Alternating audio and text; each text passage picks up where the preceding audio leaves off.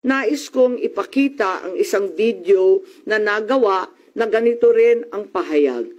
Simulan po natin ang video na maaring mapanood ng ating mga kaibigan.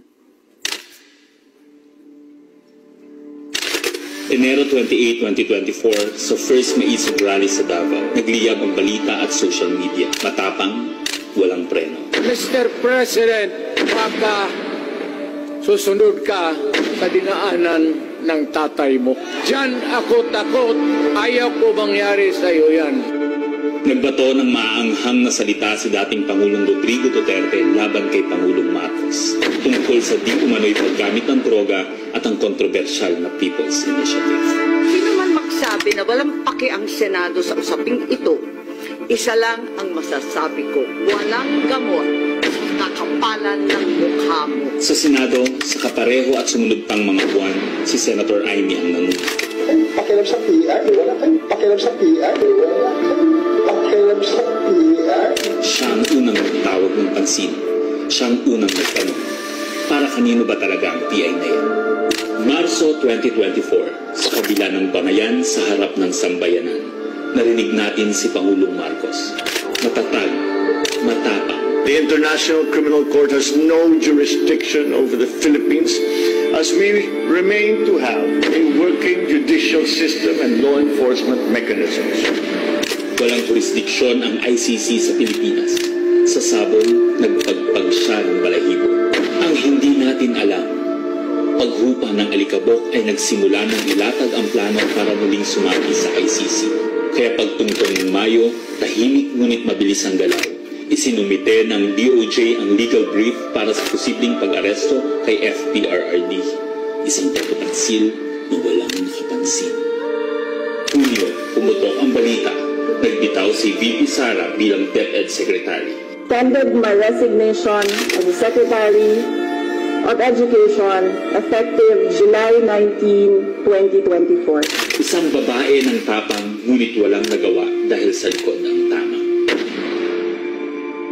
Agosto, isinagawa ang unang Quadcom hearing laban kay FPRRD habang inuusig ng COA ang confidential funds ni VP. Ang hindi natin alam, sa gitna ng lahat ng ito, itinalaga na ni PBBM si Marcos Lacanilao bilang Special Envoy ng Transnational Crimes na siyang magsusuko kay FPRRD. At maluwag na rin pinapasok ng bansa ang mga tiga-ICC noong Oktubre. Walang bahid ng pagtutol, walang balak na ipagtanggol ang kapwa Pilipino. Nobyembre, nag-iba na ang ihip ng hangin. Matatag, matapang, walang bahid ng pag-aalinlangan. Narinig muli natin si Pangulong Marcos, ngunit iba na ang sinabi. If yun ang gugustuhin ni PRRD, hindi naman kami haharang sa mga ICC. Para tabunan ang galawan, pinaingay ang impeachment complaints laban kay VP Sara. The Office of the Secretary General will transmit the 2 impeachment complaints filed against Vice President Sara Duterte. Kahit pa nagkaroon ng INC rally noong Disyembre, naidiin pa rin ang impeachment sa Kongreso. Planado na rin ang pagpirma ng questionableng 2025 budget kahit bat-bat ng anomalya. Enero 25, 2025, sinimulan na ang Oplan Tugis o Operation Pursuit, ang lihim na operasyon para hulihin si Duterte. Pagsampa ng Pebrero, nag-apply ng arrest warrant ang ICC prosecutor. Isang tahimik na pag-uusig habang tayo'y pinaiikot ng mga rally at press release. Marso, muling nilinlang ang bayan. Humingi daw ng 60-day extension ang DOJ para sa EJK report noong Marso 6. Pero ang totoo, nakabinbin na ang arrest warrant mula sa ICC chamber Marso 7 hanggang 10. Ang hindi natin alam, Marso 11, 2025, sa kanyang pagbalik sa Pilipinas, hindi pa man bumababa ng eroplano si FPRRD, isinagawa na ang pag-aresto. Maingay ang paligid, magulo, pero ang dating Pangulo ay nanatiling kalmado. Isinakay siya papuntang The Hague, alas 11 ng gabi. Kasama sa eroplano si Marcos Lacanilao, ang nagkanulo, ang nagsuko. Pero kanino ang sisi? Sa mga utusan o sa nag-utos? Managot ang dapat managot, nakalatag na. It's a request to the Philippine government from Interpol enforce the arrest warrant. And we have commitments to them. Ayaw nila ipagpatuloy ang pag-iimbestiga. Maliwanag na ang buong administrasyon na ito mula sa pinakataas hanggang sa galamay.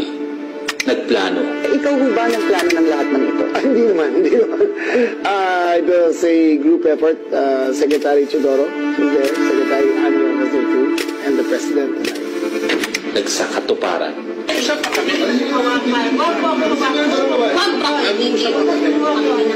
Kayo mga Wag po hawakan yung nanay ko!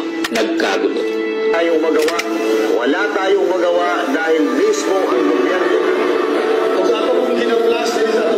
Nagtakpanan. Mamili ka. Kapag warrantless arrest, edi may period. Kapag may warrant, walang period. I am being cautioned by the DOJ, ma'am, that it may be sub judice already to discuss that because of the habeas corpus pending in the Supreme Court. Ngunit lumabas ang buong katotohanan. Ganito pala ang bagong Pilipinas. Hindi man lang natin alam.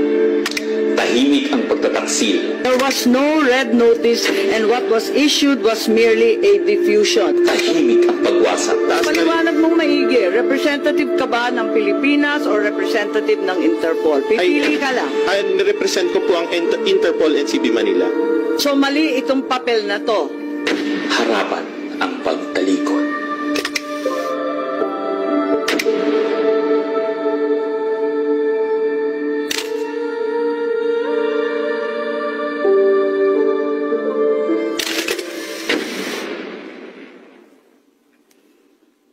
Okay, so that's where we are so far.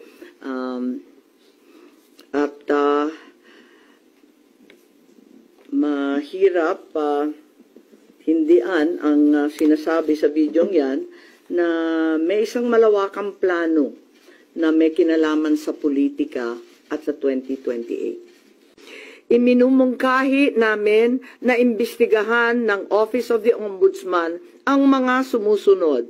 Una, si DOJ Secretary Remulla Boying maaring managot sa violation of RA 3019, Anti-Graft and Corrupt Practices for sanctioning an invalid administrative arrest against a former president in contravention of the ruling of the Supreme Court in the 2023 case of Immigration versus Juan Wenle.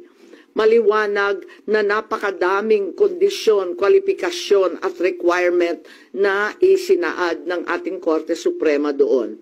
Ikalawa, usurpation ng DOJ ng judicial functions.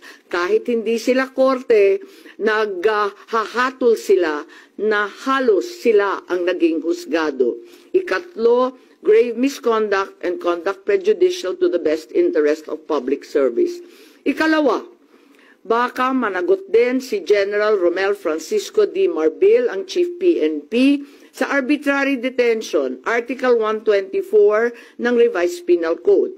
Violation of RA 3019, Anti-Graft and Corrupt Practices for inducing or persuading General Torre to perform an act in violation of laws, rules, and regulations or an offense in connection with the official duties of the latter. Grave misconduct and conduct prejudicial to the best interest of public service. Andito rin sa mga nakalista at ayon din sa payo ni dating Supreme Court Justice na nagpayo sa atin na malahil si SILG Secretary John Vic Remulla ay maakusahan din ng arbitrary detention katulad nung iba. Violation of 31.9 for inducing General Torre and Marbil to perform an act in violation of the Constitution and our laws. Ikatlo, grave misconduct and conduct prejudicial to the best interest of public service. Ang ikaapat na maaring patawan din ng kaso ay si General Nicolas Torre III. Maaring managot sa arbitrary detention. 2 counts of arbitrary detention, not only against the former president, but also against former Executive Secretary Medialdea. Ikalawa, violation of RA 7439 for not allowing the former president to be visited by VP Sara, both his daughter and his named counsel, and for forcing the former president's lawyers to leave him. Also, the violation of 3019 for allowing himself to be induced or persuaded by General Marbil or SILG Remulla to perform an act in violation of law, rules, and regulations in connection with his official functions. Grave misconduct and conduct prejudicial to the best interest of public service ay maaari ring ipataw laban kay General Torre.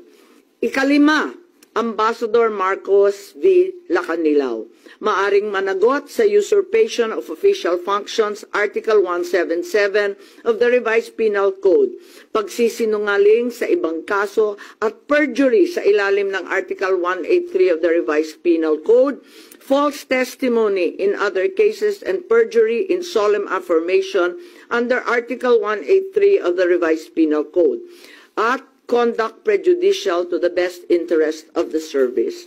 So ito ang further findings namin. Hindi ko masara yung investigasyon kasi marami pa ring mga issue katulad ng sinong tumulong sa ICC, yung tungkol sa eroplano na nanatiling bukas at masalimuot.